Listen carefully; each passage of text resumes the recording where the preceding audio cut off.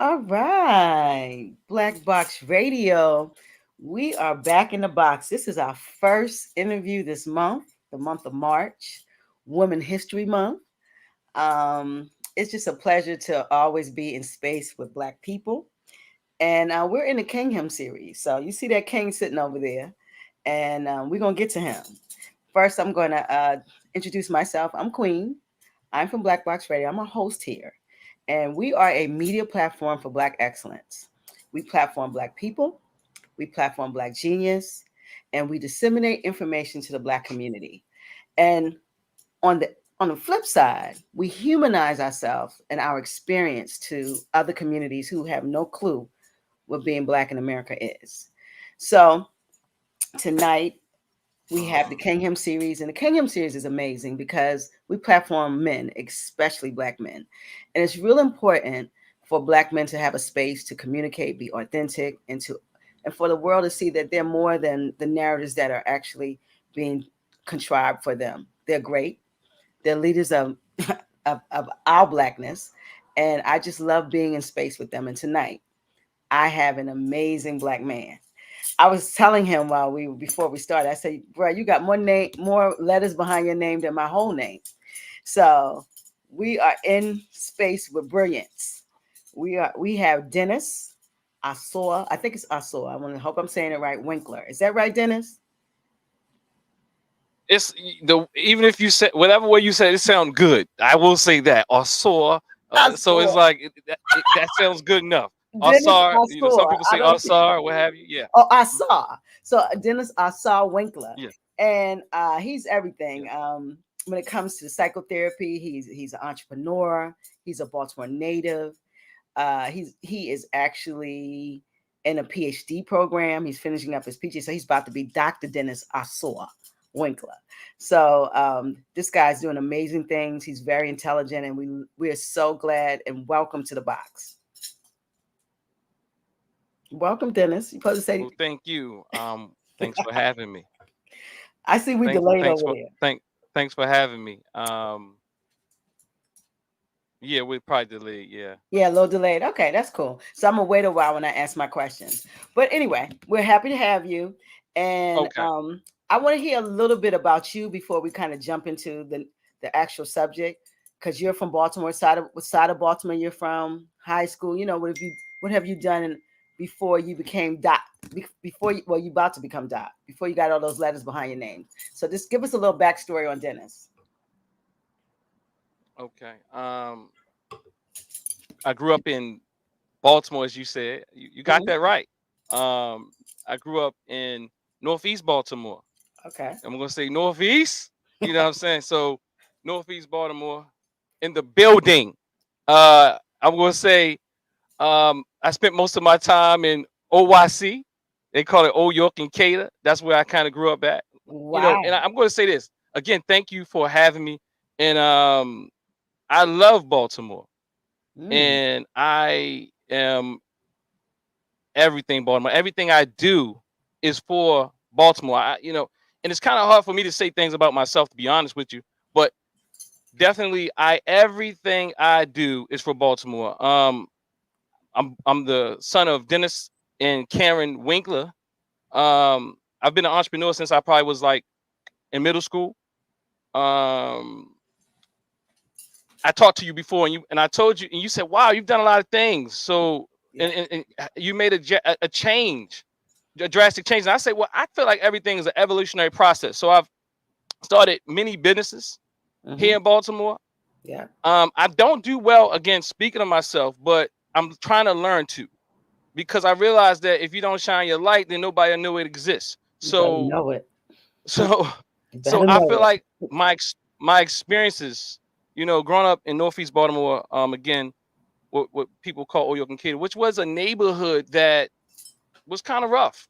Hmm. Um, but I feel like my my my foundation allowed me to survive and thrive in that area. But because my father um, pretty much kept us in African centered programs and kept us aware of who we are. My mother showed us, love, Okay. and I think what allowed me to do is realize what it is to be in Baltimore and experience the people of Baltimore and see the beauty in the people in Baltimore and understand them from an inside perspective, but Mm. also seeing it from a, I guess I can say, I grew up in a neighborhood where I looked around and I started seeing that most people didn't have their father in the house. I Mm. had mines in the house. My father was taking us places. My father was picking us up. He was taking us to the soccer games. He was giving us things. So it allowed me to see and experience people. So I'm not snobby, I'm humble and I love my people. That's what's up. Listen, you know what? I want to say something. I think I grew up in over Northeast too because I went to Morgan. I came there at 17. So I always say Yes. I grew up in Yeah. Northeast because when we in college we come so young, and I learned so much in Mm-hmm. Mm-hmm. Northeast before I came over West. But Mm-hmm. definitely, I always say I grew up over there, so Old York and Cato, I'm very familiar. It was hot as fire over there when I was going to school. So that's a Oh hot yeah. neighborhood. Yeah, Old York is Cato is real And I went to known. Northern. Oh Really? yeah. And Wow. so you asked me what schools I went to. So I went to Guilford Elementary School, Okay. which was the neighborhood elementary school. Then I went to Roland Park, which Okay. was also a zone school, right? Okay. But it was it's like one of the prestigious schools in Baltimore. It is. And then I went to Northern, which was the opposite, Northern Northern High School, was on where fire when I was over there. s- so many people don't believe I went to Northern. A lot Wow. of people don't even believe I probably grew up around quote unquote Old York and Cater Yeah. because they see this quote unquote polished looking guy. But nonetheless, I'm real. But Hmm. yeah, I went to Northern when they were shooting and when they were people, the brother young brother named EJ got shot in front of the school when they were shooting in the school when they first put metal in the school. Yeah. So and yeah, I mean, and I come from the neighborhood that kind of ran the school, so you Yeah. might as well call it Old York High. Real talk. Northern was a tough school. It was a tough school back then. So yeah, wow. I wouldn't have thought that. I would have thought you was a private school guy, but okay. That's what's up. I Yeah, met your they father, say, so "Oh, you went to Poly, right?" No, I went to Northern. I No, they used know. to have a song. They used to say Northern get high, but no, Northern had some beautiful people there. I was in the Wow. fashion show at Northern. I Mm. was look. I'll give you some other accolades. I won best dress. All these type of Really? things. So Northern was. I love Northern. Okay. And also we were state champions for like football and all that. All that type of things. Yeah, yeah. Okay. I Northern, hear you. Baltimore. I love it. I see Yeah, you repping yeah, repping over Northeast. I get it. That don't happen often on my show, but thank you for yeah. that. So that's what's up. Well, we both love That Baltimore. don't happen often. Nah, that don't happen. Northeast, nah, nah. Uh I huh. rep Northeast a lot because I'm always calling out Morgan because I'm a graduate. So I'm always calling out the Morgan State University.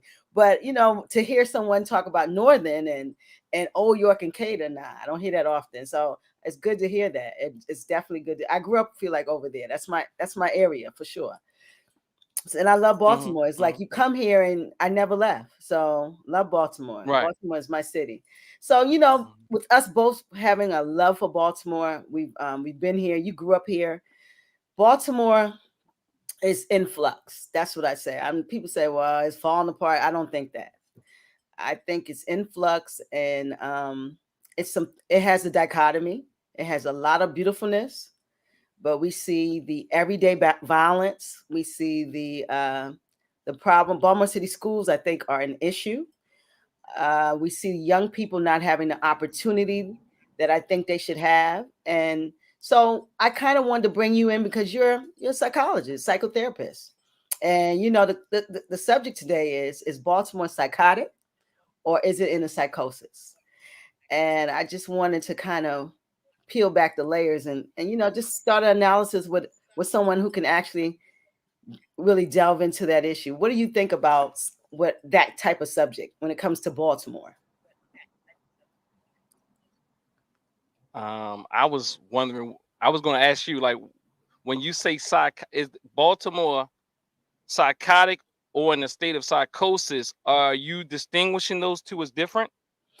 Um, well, I think when something psychotic, it is like that can be something that you're born with. You know, a psychosis is something that I think that could be put upon you. So maybe I'm wrong. That's why I got the psychotherapist with me. And you done took out your hat. You hot now. You ready to go. So that's what I like. I ain't taking my hat Yeah. off So because it's Scorpio. so let me say this. Okay, let's talk. Let's talk. so, so I'm also a researcher, right? Okay. So I can go with what your definition is, right? But when I look at the clinical definition of a thing, Okay. that it's like the state of being psychotic is being in the state of psychosis, Okay. Gotcha. right? Mm-hmm. So now it depends on what you mean by is Baltimore psychotic. Now, if you told me what you meant, now I can go to clinically and say, well, that'd be kind of hard to kind of diagnose, you know, a whole city, right? Or what do you mean? Are they delusional? Are they hallucinating? And if they are they hallucinating to a level or to a degree where would it be considered someone who's suffering from some form of uh, psychosis? Now, delusional, Okay. I'm going to say absolutely that most of us are delusional to some Ooh. degree, but Okay. um, but but because I mean, it's some healthy level of delusion, right? You know, It you know, is. if it's culturally appropriate, you can believe in some things that don't exist. Hmm. You go to one church, they believe this. You go to one mosque, they believe that. But Sure. it's okay because they have a cultural, they culturally recognize that these are what we believe in, and it's okay. But it's when it doesn't work for you that it becomes more of a psychosis. And I agree with this person here, uh, German Miss Robinson. Let me say that.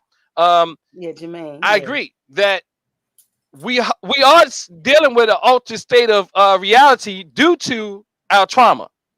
Yes. So if that's what you mean by psychosis, I'm going to say yes. Okay. Well, you know what? Let me break it down with because my friend Miss Jermaine, she's correct. We are traumatized. Just our experience in America has presented trauma. I'm clear of that.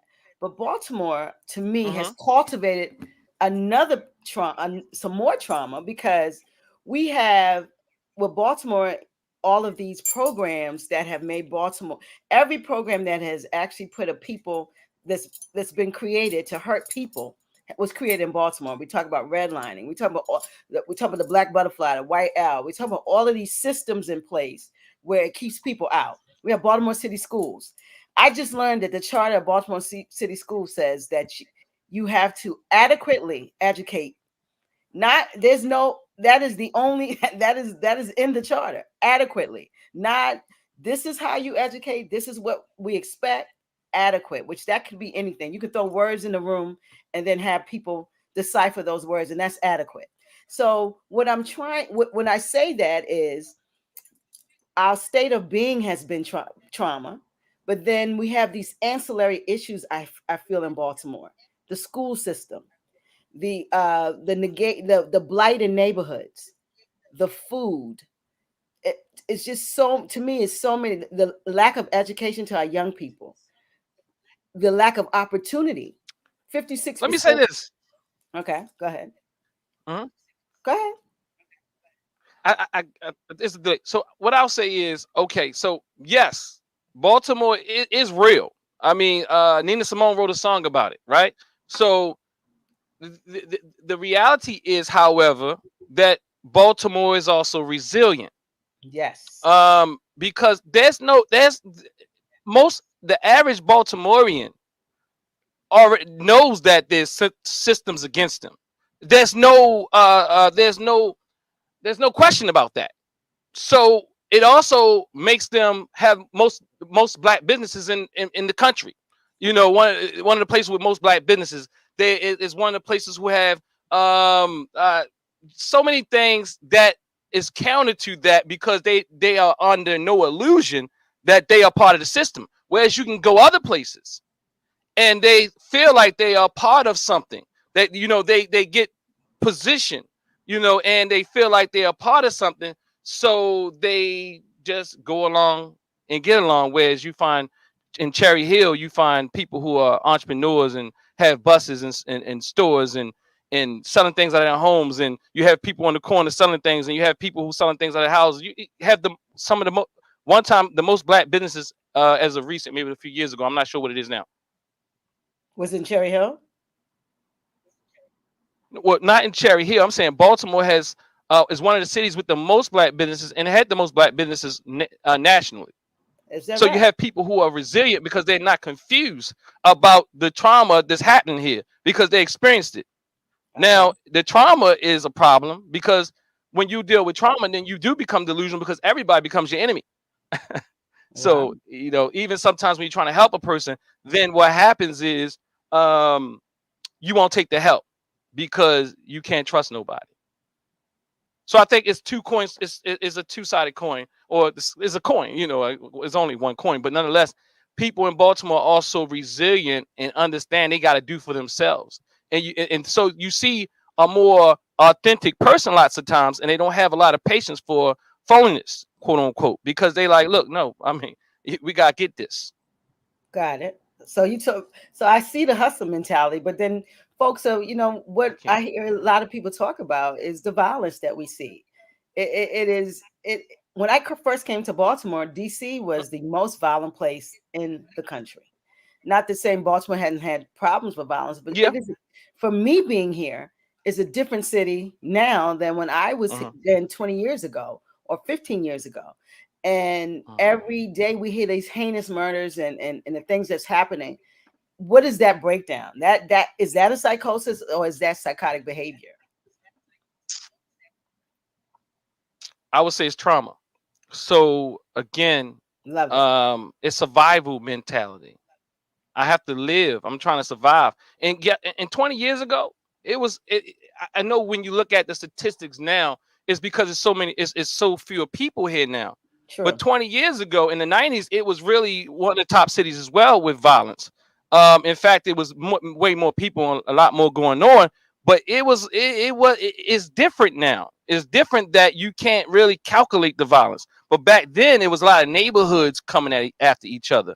So Hmm. you kind of could predict and kind of stay away from certain areas, but now it's like you just can't predict. You can't. You might just you don't know when it's going to. It's these gangs and things that happen that back in the day used to be neighborhoods. Mm. So you're saying violence now can be singular. It might be the precipice is trauma, and the violence is singular. It can be anywhere because I think I was on the I'm phone. sorry. Say that again. I said violence can be singular, like one person, and you never know the triggers to violence. It used to be more of neighborhoods, gangs, or people against each other, but now it's more you never know where it's coming from. And you're saying the precipice is trauma, because No, today I'm I saying that. go ahead. Yeah, I'm saying not that it's singular. It's gangs are different than what used to be called neighborhoods. Okay, Gangs, you have like you might have 5 gangs in one neighborhood. Back wow, in the day, if you lived in a neighborhood, you that was your neighborhood. That's why I went to Northern because my neighborhood was kind of like, look, you ain't gonna have no problems if you go to Northern, got you it. know, because but now it's like I walk down the street in my neighborhood and it might be a rival gang. Not to say that stuff didn't happen then, but it was a lot more. Oh, we go to the club, we go to the club deep, and we go and we know we representing. It was more predictable. Now it's not as predictable. Hmm. It's not as ordered even in some neighborhoods. We just left down off of Hartford Road where we used to be at.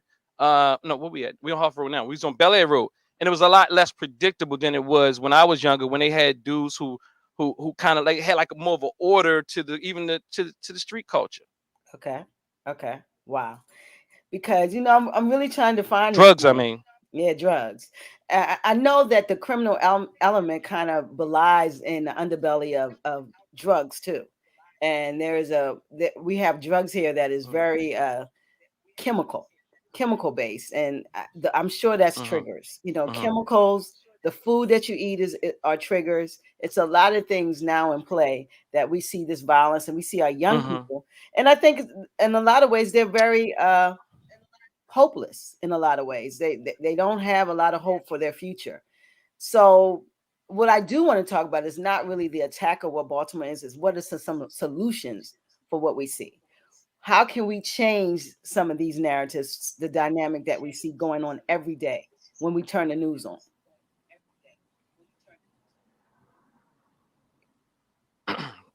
I think from what I heard, how can we change some of the dynamics that we see? And I Mm-hmm. agree. I'm not. Let me say this. I'm not trying to frame it as if Baltimore doesn't have issues, right? Right. But we do know it's a systematic thing. But sometimes we get lost in the believing that those who don't have the issues in Baltimore are doing better, when as they just think they're doing better, Mm. but because when we, I mean, because people, you go to DC, black people think they're doing better, but they're not, Wow. because they have a club they can go to that they don't own. But if you go to DC and you look at DC and Baltimore, black people will be in DC talking about how good DC is because they have clean streets, but you don't live there. You're subjugated to one side, whereas in Baltimore there's more of a diversity, where Wow. you have black people of all different quote unquote, I'm gonna say, classes or what have you. There's decent neighborhoods in Baltimore, and then there's some more rough where the trauma is a little bit more heightened. So we know this thing is systematic. So I would say what we have to do is we have to heal from the trauma. We still have to fight this thing from a social level as well as a clinical level. I think we have to really speak to people like clinicians like Dr. Barbara Ragland, who's in the audience, who says psychosis is a mental illness. Psychotic is a behavior that manifests out of a psychosis state of mind, right? So Absolutely. so basically, I I think that we have to really start to examine this thing from a psychosocial perspective.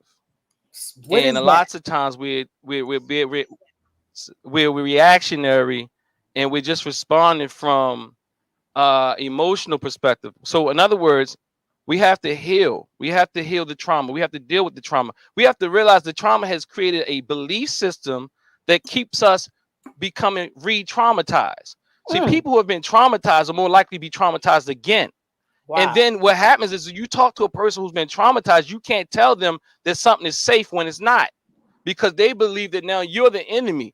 So what happens, or like for example, lots of times I have to not shine my light, or at least that's how I thought. I'm not doing it. I'm trying to get out of that. Is because people sometimes believe when you get a few letters behind your name that now you're the enemy because of the system somehow you've and maybe because you do not agree with certain things that they're saying, that somehow you're a sellout. That's part of the trauma that we dealt with, that we haven't healed from. So when we come and try to help, it's a little difficult, because now, oh bro, you must be Uncle Tom. Oh bro, you must be this. Oh bro, sister. Oh well, you went to the white person school. Anything that you don't agree with. No, we have people who have gone to school and learned how to be all types of professionals that really have your best interest at hand. But because of the trauma, we can't trust you.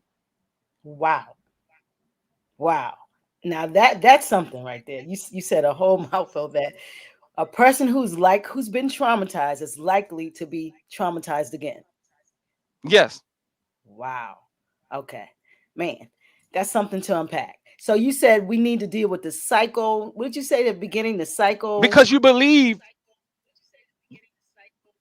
social trauma. I say psychosocial. I can't remember what you was talking about there. Yeah, you said psychosocial something. And I But was like, what is that? You said we have to well, heal. we have to And have we a psychosocial approach okay. to healing. Okay. So we have to heal that trauma. That trauma. See, when you've been through trauma, it breaks down your social system. It breaks down Mm, your ability to be in relationship, because the reality is you can't trust. That's the main mm, problem with trauma. You begin to not trust things that are trustworthy, and then you mm, begin to continue behaviors out of your trauma that perpetuates the trauma.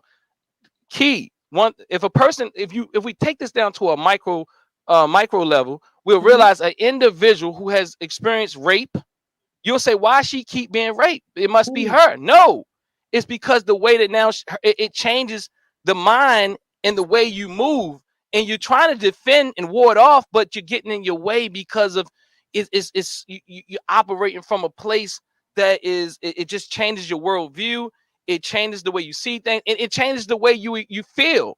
So lots of times you go and look for thrills when you've been traumatized. That's why in our community, lots of times we get caught up in a lot of thrills because and so we pick mates that are thrills. So we pick preachers that are thrills. So we pick anybody that represents us that makes us feel good. And hence, these people are more likely to abuse us, re-traumatize us, and then pass it on to the next generation.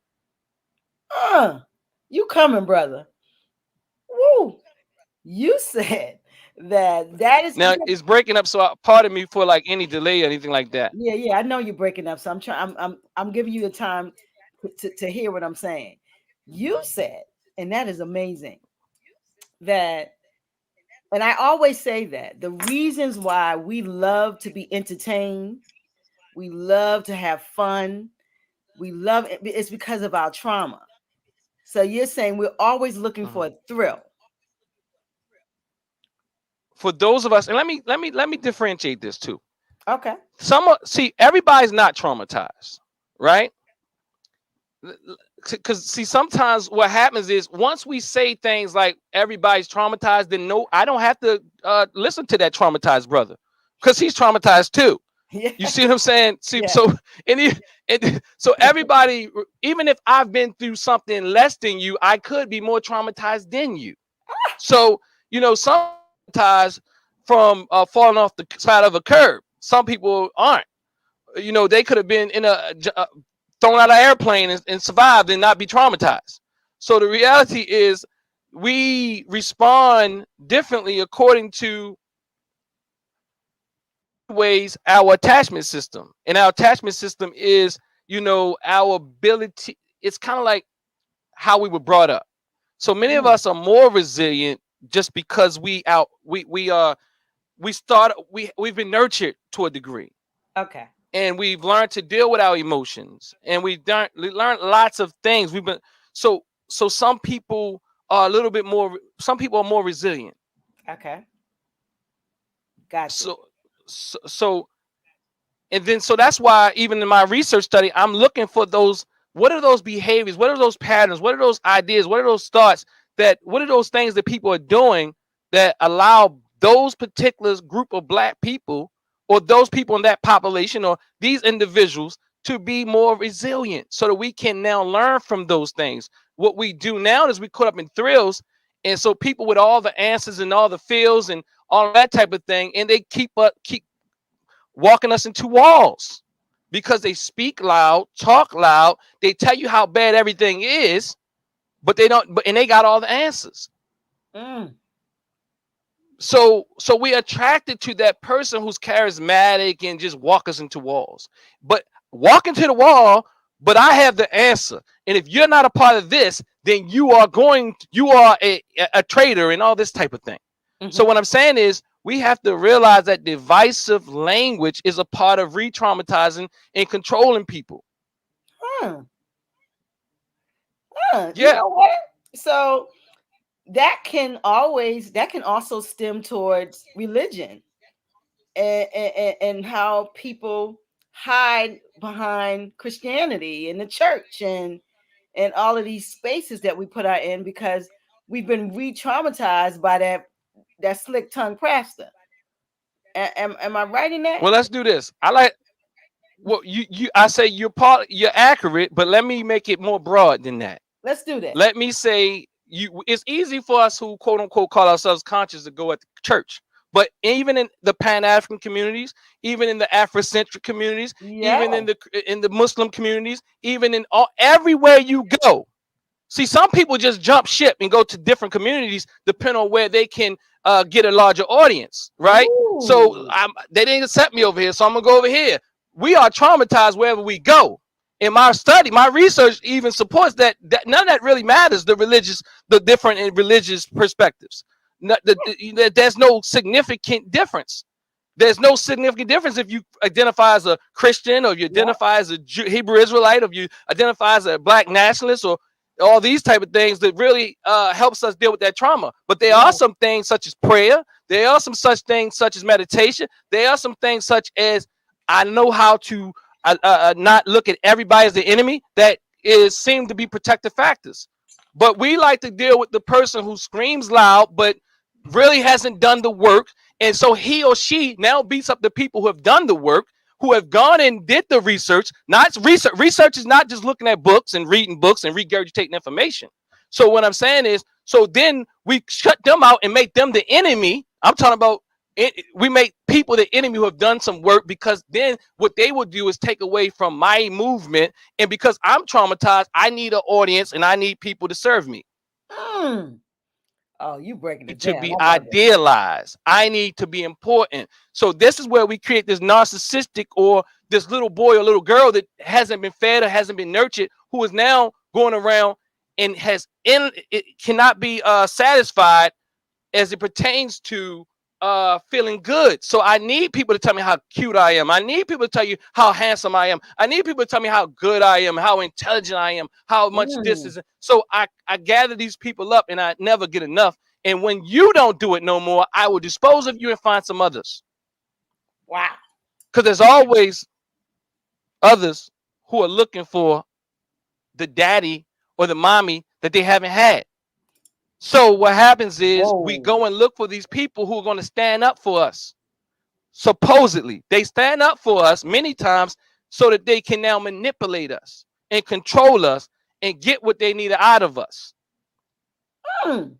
So is this how gangs work and all of these affiliations work? Because now you become a part of something that you didn't have at home. Is that the kind of is what you're saying more or less? Yes, exactly. Gangs are, see, we talk about the gangs, we talk about the churches, but I'm saying it's everywhere in the black community, the white community. Wow. Everybody's caught up in it. The war right now is going on.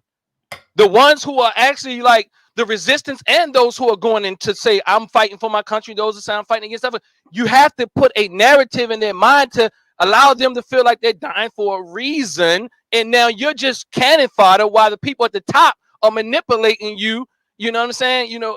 That's what happens. It doesn't matter. See, we can go and point the finger and say, look, that's what they're doing. That's what the white folks are doing. No, but that's what's going on right on the corner in Baltimore City and every other city. That's what's going on in households. That's what's going on in churches and mosques, but that's what's going on in Pan-African organizations, Wow. Afrocentric organizations, all of these organizations. But I am also going to say there's also people out here who are genuine. But now there's some traits, there's some patterns, there's some things that we can look into, and we can identify these things. Okay. Because when somebody say you can't tell them nothing, when somebody's ego is so easy and fragile, when people always got to point the fingers, you can kind of pick up these traits. But what happens is they get into your mind and have you challenging your own feelings, your own beliefs, your own everything. This happens from your household to the damn to the powers of the world. There's Mm. oppressors everywhere. And those who are in the house will have you pointing the finger at the oppressors up so high so that you will ignore the oppression that you're putting on them. You preaching it. Bro, I listen. You coming. I love it. So and you know what? And what you're saying is so amazing because you're saying that it's everywhere. We point the finger, we'll look at somewhere over here, but it's happening right in your home, or it might be happening right in your little Yes, crew, but you're your mother looking did it, your everywhere sister else, did. huh? Yes, because they are the enemy, Um, and I'm protecting you from the enemy. So you bow down to me because I have the answer. mm, You got to have an enemy to control people's minds. uh, The enemy, they all of them the enemy. Don't go out with your cousin. That's what happens on a very micro level in your household. Well, your cousin doesn't like me. She doesn't like you. Your mother did that to you. Why did your mother do that to you? So you always have to create enemies. The church, this church against that church, this mosque against this mosque, this Pan-African organization against this Pan-African organization. Even they do it in subtle ways. Sometimes they just drop things. Just put this here. Let me lay this right here so that I can plant seeds to have you questioning these other groups. I'm telling you, we have to the answer. One of the answers is we have to realize there's no entire any group, any religion, anything that is totally anti you. Some people are allies. Some people are helping you. They can make mistakes. We all make mistakes. Like, I'm a man. I might say something to you. You might feel like it's like misogynistic or something. No, bring it to my attention. I will apologize. But I can't understand how it is to be a woman completely. And I can't be, my tongue will say things sometimes that hurt you, because that would be called a microaggression. But bring it to my attention. But don't just discard me because I've done it, because I don't know everything about a woman, and nor does women know everything about men, nor do white people know everything about black people know everything about white people, Asian people, or whoever else. But Yep. so we get caught up, and we get caught up into the whole them against us, and it's being weaponized to control us. So much so that our emotions are out of whack because somebody said something. Like for example, when I was younger, if somebody said nigga to me, excuse my language, Okay. I'm sorry. This If they Black Box said that to Radio, me, I bro. probably would kill them, like jump over a bridge and kill myself trying to kill them.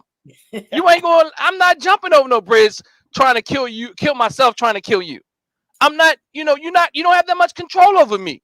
I know who I am. When you know who you are, you don't have to respond to that foolishness. And then there's more subtle ways where, did he say that to me because I'm black or white?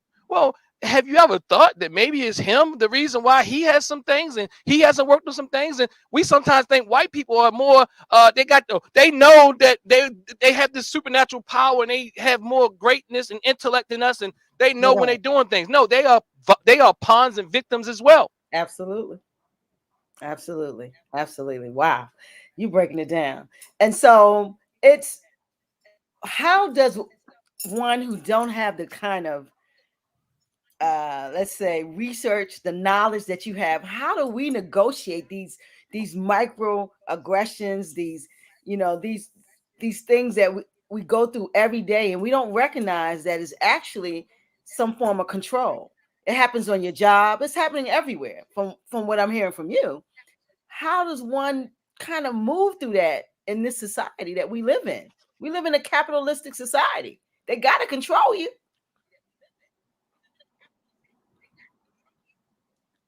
Well, the thing is, when we say they, we have to then start asking, who the hell is that? Who the hell is that? We have to ask the question because that's a delusion. I'm telling you, that's the delusion. That's the psychosis, if you want to call it that. Wow. That we keep saying they, but nobody can tell you who the hell they are. Mm. They is everybody. They is everybody from the pimp on the corner to the pimp in the White House. Ah. I'm not saying that. So it's not necessarily see. So we have to realize there are some people out here that are out here trying to hurt you, and typically they are hurt people. They are people. If somebody trying to hurt you, it's just a sign that they are hurt. And so and you can't fight them people this way we think we're going to fight them. See, because the thing is, they don't have a button like they can go low. They can go lower than low because they just want to feel good again. So what you have to do is learn to distinguish between those people and those who mean that mean you well. I'm sorry. What was the question again? I would say, like, one that doesn't have the amount of knowledge that you have and the research and what you found out in your lifetime, because you've done the work. How do we negotiate these spaces with all of these microaggressions and this form of control that you speak of? That's how that's okay. So the microaggression in of itself at this point is being, even in the literature, what's happening is we're identifying these things so much that people can't make a mistake. We have to realize that lots of microaggressions aren't necessarily intentional. It's called Mm. ignorance. People have the right to be ignorant. People are ignorant. Oh, well, we all commit microaggressions. You Ooh. just let them know, bro. What's up with that? You know what I'm saying? Like, hold up, what's up? Like, we all commit microaggressions. It's none of us that out here that do not commit microaggressions. But when we've been so traumatized that if I come in, I say, "What's up, sis?" and you be like, "Hold up, I'm a grown lady. Don't you talk to me like that." See when you start reading and you start reading all this stuff and you start saying, "Oh, the black, see, this is what the black man does. See, he calls you sis to belittle you." And I'm like, "Oh, that's not my intention." Now, if you think that's my intention, instead of coming at me so hard, you just look, bro, I really don't appreciate the word sis. Because if you understand, sis was a da da da da da da da da and da da and I would say, you know what, sister, Ooh. I would try. Now, if I make a mistake, just know that it's not my intent to hurt you, harm you, or anything like that. And I'm telling you, nobody is people. People,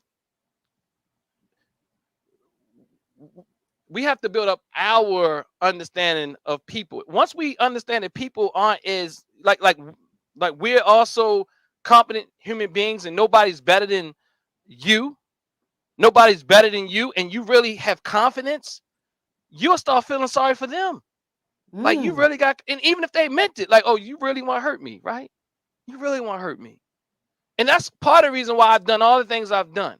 Because I don't care how many degrees you got, how much education you got. I'm not beating up education. I think people need to respect it more in some of our conscious circles.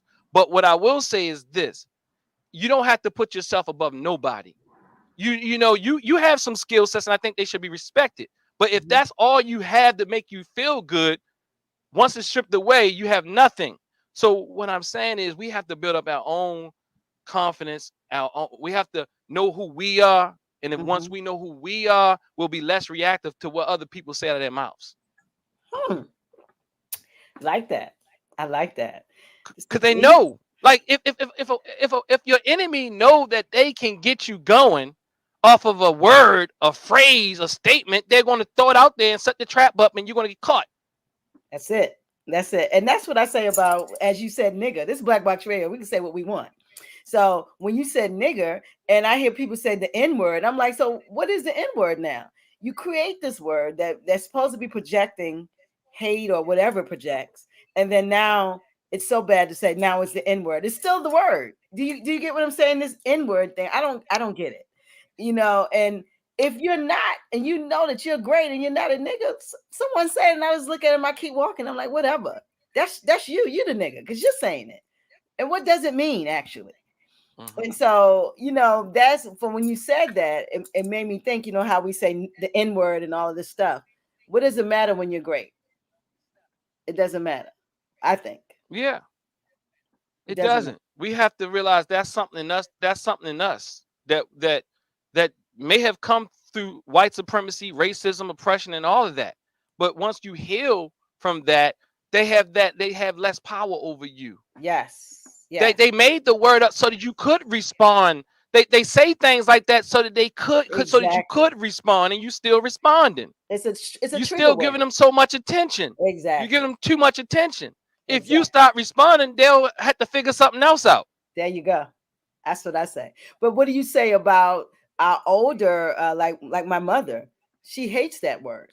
And I hear a lot of old. They want, they talk about the rappers and the young people who, call each other nigga, my nigga. It's a word of endearment to them. So what do we say about that? She has her right to not like the word. Okay. And what about young people who, that's my nigga, shorty, They not gonna stop it. Mm-mm, they're not. So I mean, at the end of the day, we're gonna always have a difference in agreement. We're not gonna agree all it. We're not gonna agree. So, and that's an illusion too. We think, oh, we got to be the same mind, the same thought. No, this is the illusion that people say you in these organizations and groups. We're gonna have like mind. When people come into this TNAT Holistic Wellness Center and they tell me, oh, we are like minds, I'm like, okay, we are like minds. Once you go around that room and you ask somebody, what is your idea of liberation? I guarantee you, everybody is like, it's going to be so many different answers. And half of them not going to be realistic. Wow. Then, oh, don't make my answer not realistic. I'm not, I'm a therapist. So I don't say it like that.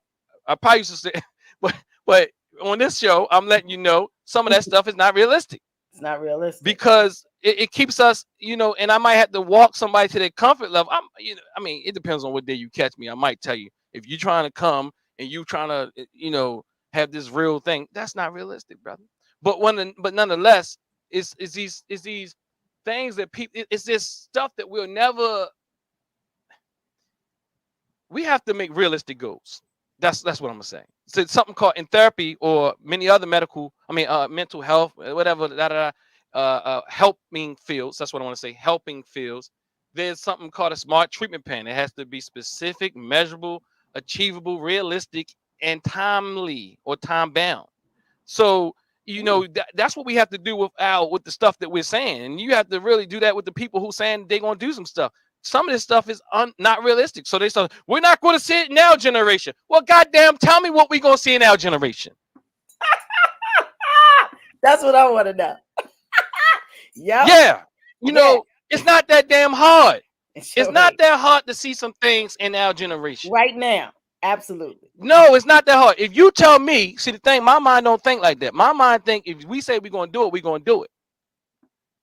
Now, it has to be realistic. You understand? So if it's nothing that we can't do that's realistic. But we're not going to rid the world of racism. I'm sorry. It's always going to be some of that. Yep. We're not going to rid the world of lots of things, but we can change the way we can change the amount and the awareness but it'll be another thing. I guarantee you. So being a therapist, does that give you this third eye, the fourth eye? So is your the therapist, because I have a cousin who's a therapist, and it seems like when we talk, I'm being examined a lot of times. So is that therapist thing like your fourth eye, like you can see stuff, bruh?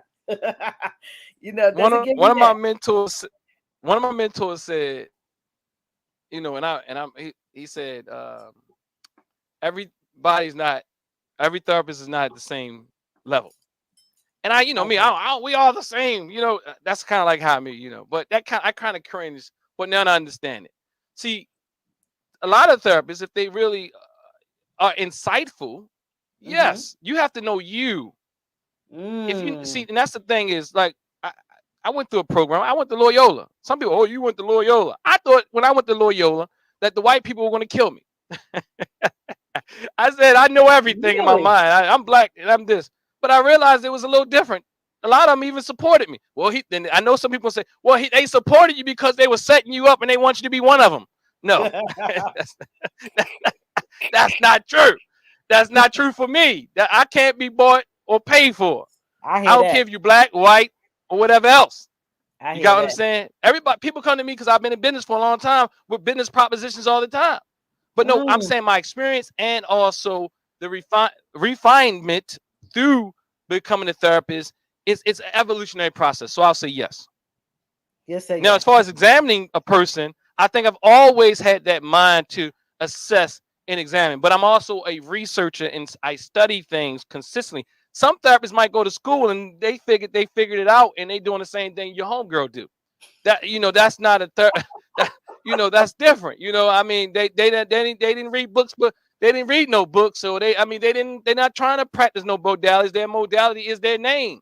So when I have interns here, I say, so what modality are you using? What framework are you using? Are you using, so let's say Queen. So if you came here, Queen, and you were an intern, I'd be like, so what are you using? Queen's modality, or are you using some framework that can help separate you from your own feelings? And now you in here because you didn't get over your trauma with I'm not talking about you, Queen, but your trauma with whoever. But now you getting there with your client and you're like, look, you need to leave that man because you had to leave your man. And now men are triggering to you. So what modality are you using? So there has to be some modalities. I'm feeling you because I'm looking at Dan Taviash. I think that's his name. He said it's hard to turn off. And I'm telling you, every therapist that I know, bro, they want to. I'm like, you talk about a banana and then tell you what a banana, where it started. That's Don Tavius. Peace, brother Don Tavius. Yeah, brother Don Tavius. You can't turn it off. No, you can't turn it off. You can't turn it off because, as they teach us, Dontavius, it's see when you go to become a counselor, especially if you're going, I'm going to say a good program. What you thought you knew when you got there, you're gonna realize you ain't no snick. I'm gonna say Really? shit You ain't once no you leave shit. there. Really? You don't know, like, because everybody knows something, that's our problems. When you realize that everybody, you can learn from everybody, when you learn that things aren't as concrete and black is white and all that. See, that's part of our mental illness. We see everything as black and white. Is they the enemy? This one is the this, and this is right. You got to cook the food this way. You got to do it that way. You got to have the socks in the upper drawer because my mother told me it's got to be in the upper drawer. It can't be in the bottom drawer. And so this is what we have going in our households. This is what we have going in our institutions. Everybody got the damn answer. But when you realize, as a therapist, you realize, look, it's not that simple. It's just not that simple. You have to look. I know you like breakfast on Saturday morning. She likes it on Sunday mornings. Now, so but that's how we're in those level, and I'm not exaggerating, those level of minor arguments and fights about things that are insignificant that we make so significant. You're so right. Because I gotta have it my way, and this is the way my culture does it best. My culture, because I grew up in Northeast Baltimore, we do it best. The West Siders don't do it better. All that type of thing. My wife's from Jamaica, right? I'm from Baltimore.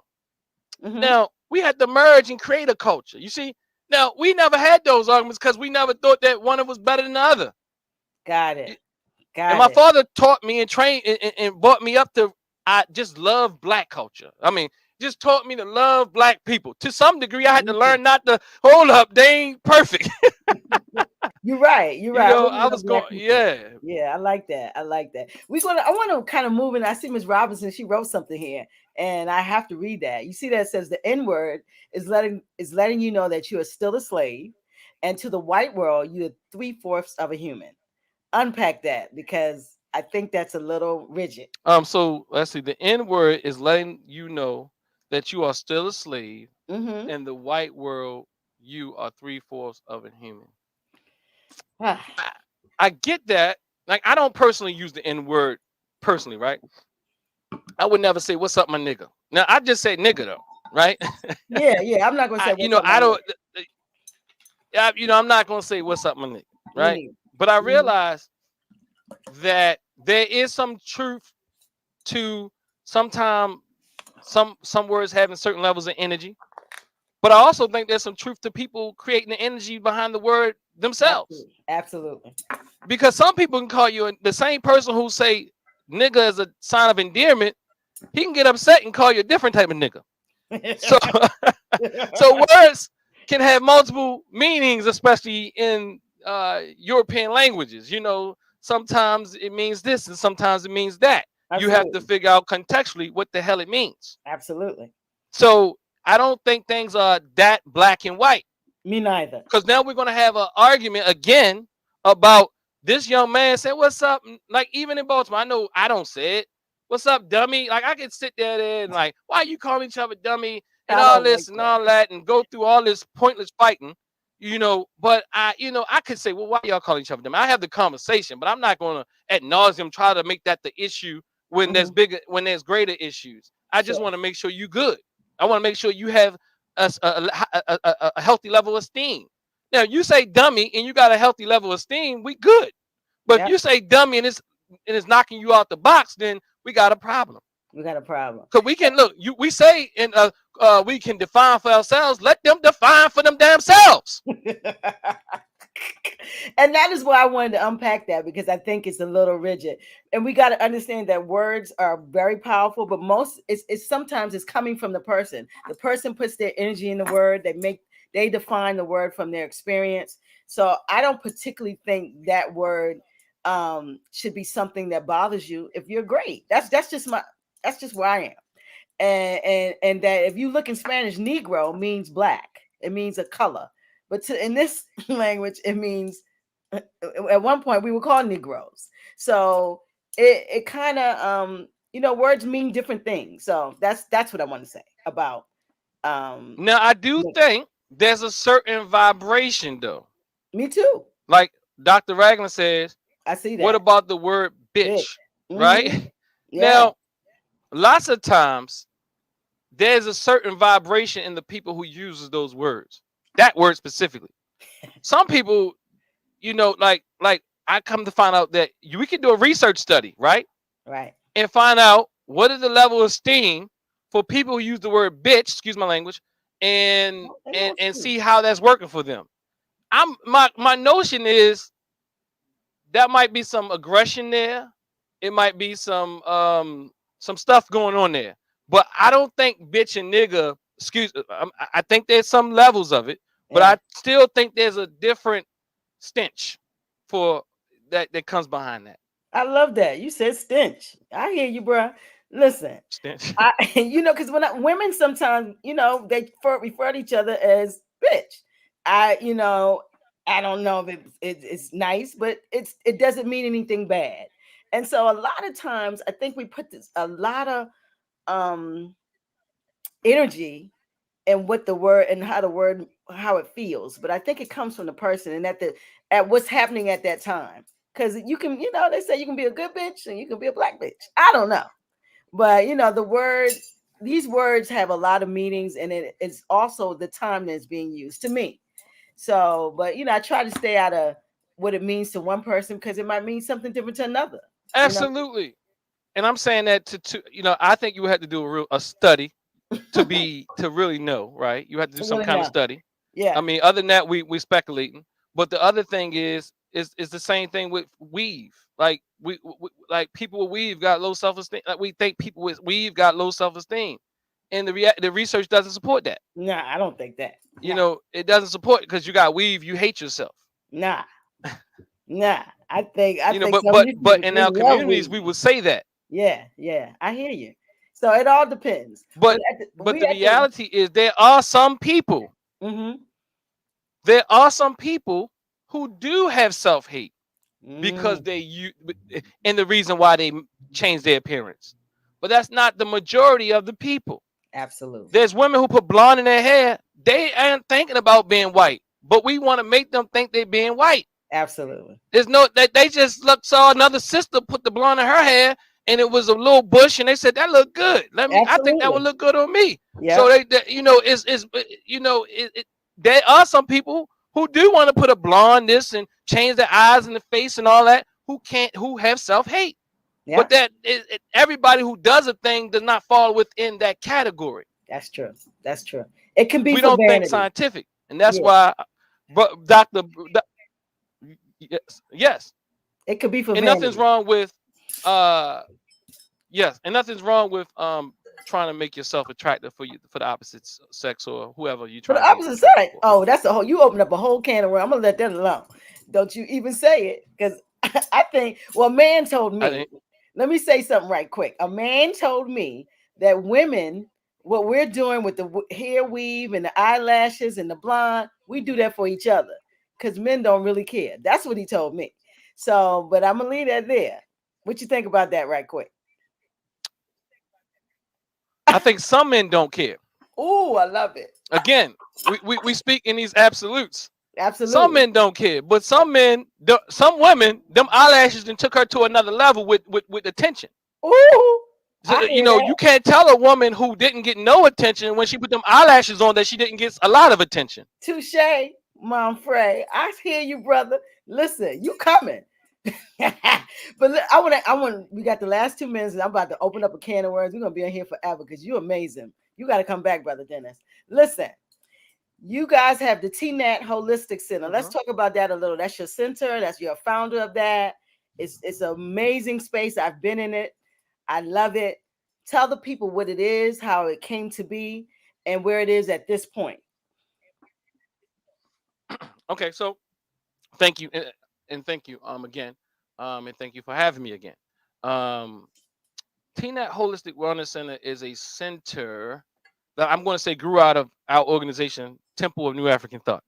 Yes. Um, and the Temple of New African Thought grew out of our organization called the African Village.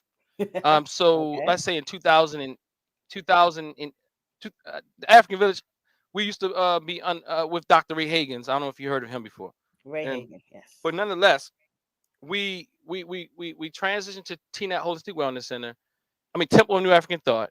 Mm-hmm. And that was more like, let's say some people would call it a study group or a social. Well, I became a minister, so it's like more like a ministry, but an African centered ministry, right?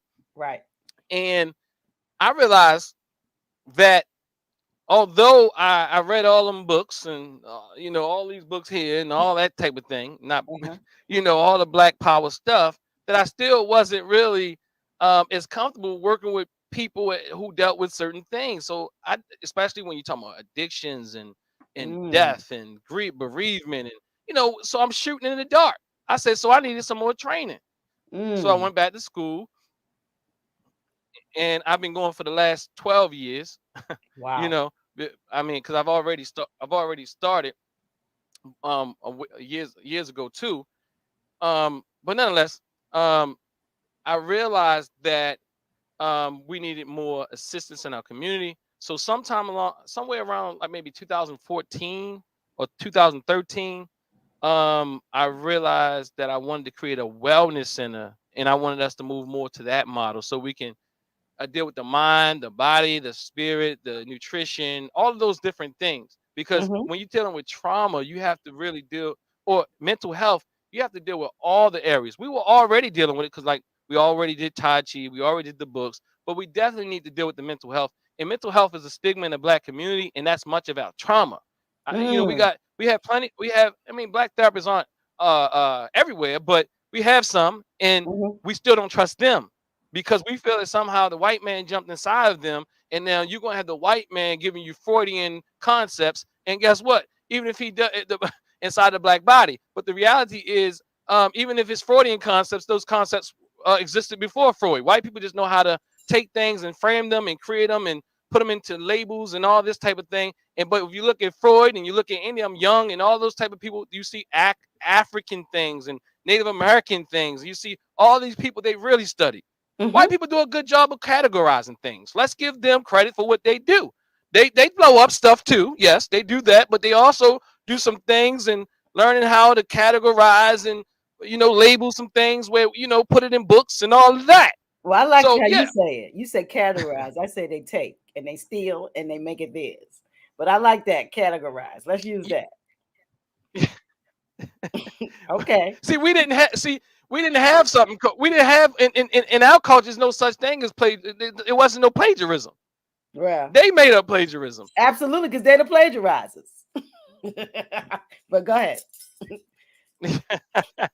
Absolutely. I would Absolutely. agree because they had to defend some things. At least Exactly. because when you're afraid, you feel like you got to defend and have ownership and control of things. Absolutely. But when you are at peace, you don't have to do all of that. When But you that's right. naturally, in their environment, you gotta defend some things because if it's cold and you have to categorize things and you have to look and plot things and look at things when you're dealing with these seasons of cold and you might you have to organize things. So that is a strength of theirs because they needed it.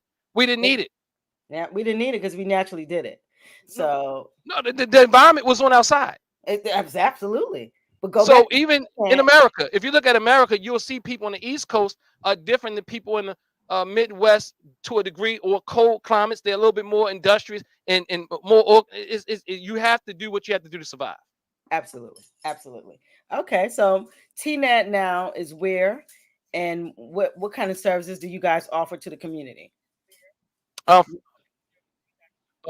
5525 Harford Road, Baltimore, Maryland, 21214. We offer mental health counseling, of course. We offer coaching. We got Brother Bakari in the chat. He's a coach and he's like leading that life Is that right? coaching, That's my man. nutritional coaching, health Really? coaching.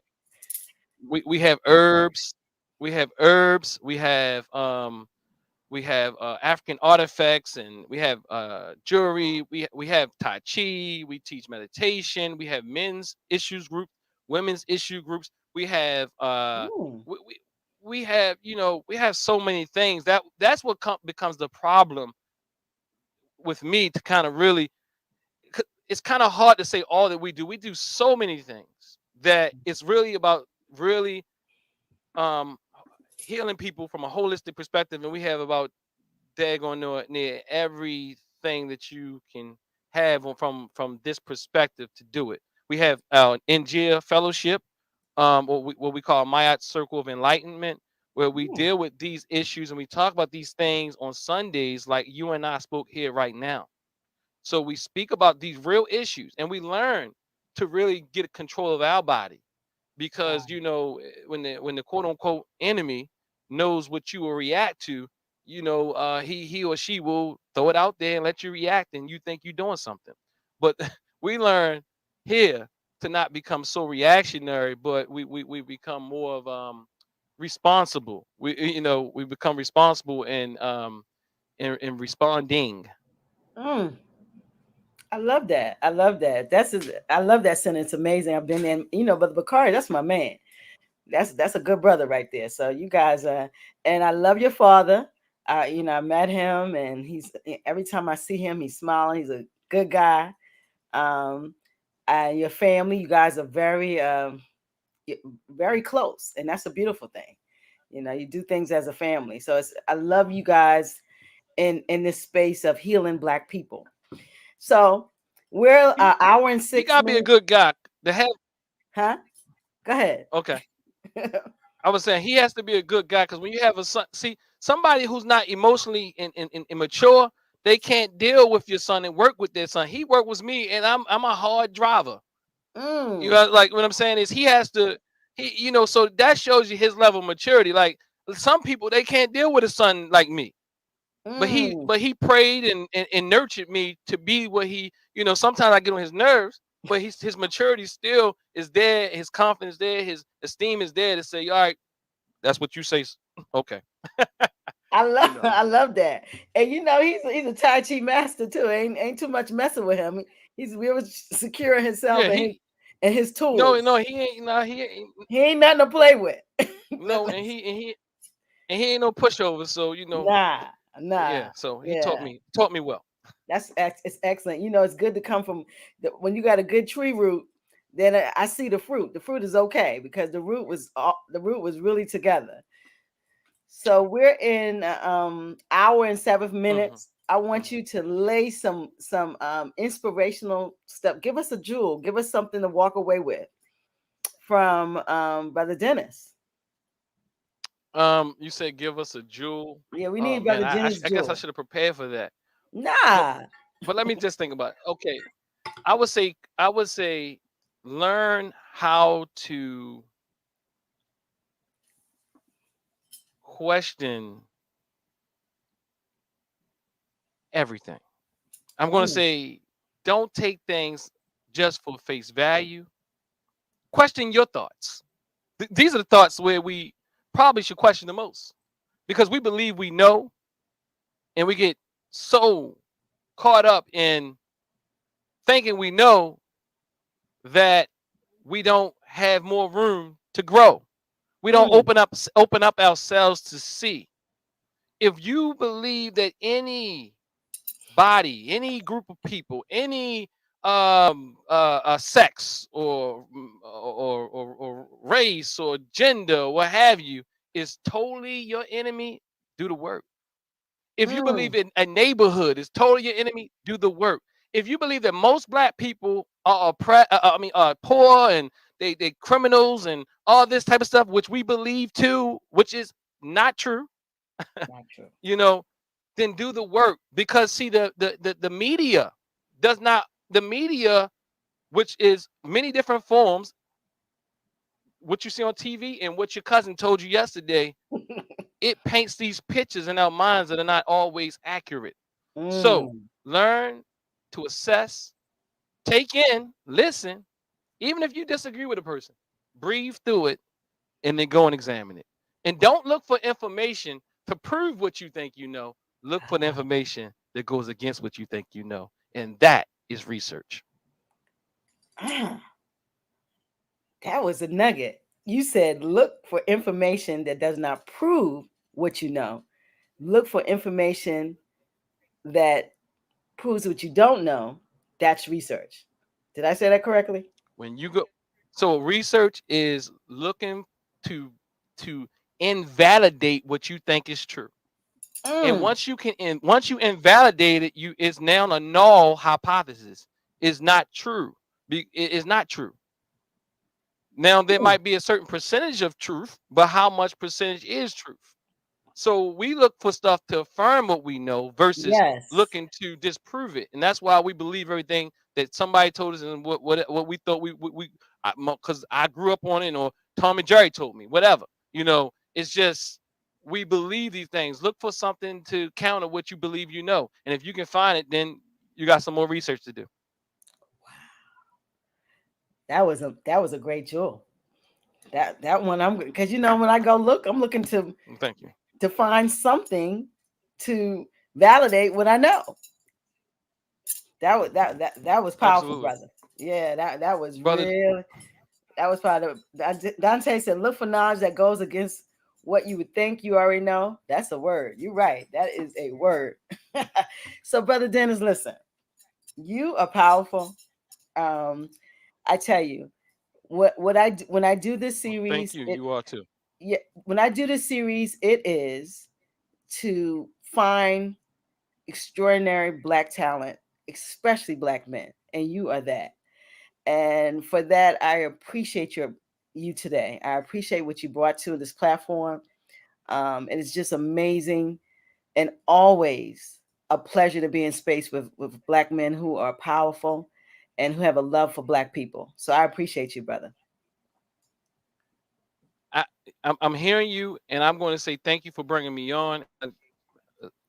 Okay, I'm hearing you, and it's kind of breaking up, but I want to say thank you, and I want to be a regular because I said this year because I can. I'm just going to put it out there. I've been dulling my light to help people feel comfortable, but the Mm, reality is I need to shine that light so that we can reach more. So we're gonna have to deal with it. So bring me back, bring that's me right. on. That's right. I can be a regular, and you can bring all the powerful other people on. But let's do it. Yeah, I gotta get the Dantes and the Bakaris and DJ. Mhm. I got all these people, and I love you brought some people. And who is this Doctor Men Behind Bars? Who's that? Dr. Ragland? What you say his name That's was? Dr. Ragland. You got to have him on. Yep. Yeah, I need that brother. He's very prolific. You can check out his YouTube station, Yeah, I'm Men gonna check Behind Men Bars, Behind where he Bars. does an actual broadcast. He does a broadcast here, where he does episodes called Inside. What is it called? Dang, my Men mind is Behind slipping me right Bars. now. But look up Men Behind Bars, Okay. and he has some phenomenal interviews on there. Brother Bakari's been on there. Yeah, I'm coming for you, brother. Dr. Ragland. Bullpen. Yes, A bullpen. Yeah, I'm coming for you, Dr. and Ragland. I love what he doing. he's phenomenal. So, yeah. Phenomenal. Well, listen, we are gonna after you stay on because we're gonna talk for a little bit afterwards. But I appreciate everyone who's in the chat, who's looking at this. Please check out Black Box Radio.